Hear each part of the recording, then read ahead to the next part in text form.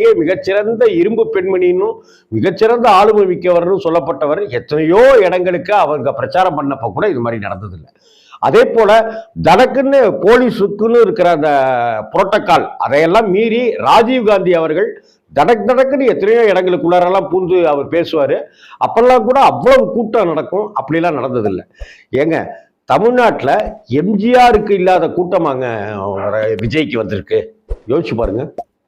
எம்ஜிஆர் அவர்கள் ஒரு பொதுக்கூட்டம் ஒரு திருச்சியில ஒத்தக்கடை அப்படிங்கிற ஒரு இடத்துல அந்த அப்ப மைதானமா இருக்கும். அந்த இடத்துல விஜய் எம்ஜிஆர் அவர்கள் கூட்டம் போடுவாரு வருவாங்கன்னு சொல்லிட்டு நான்லாம் போய் உட்கார்ந்துருக்கேன் சின்ன வயசுல. நைட்டு 7 மணிக்கு போனேனாக்கா அடுத்த நாள் காலையில 4:30 மணிக்கு தான் வருவாரு. எல்லாரும் அங்கேயே தூங்கிட்டு இருப்போம். எழுப்பி விடுவாங்க, இந்த மாதிரி தலைவர் விட்டார், எம்ஜிஆர் விட்டார் அப்படின்னு சொல்லிட்டு. அவர் நான் லேட்டாக வந்துட்டேன், மன்னிச்சிருங்க அப்படின்னு சொல்லிட்டு பேசுவார்.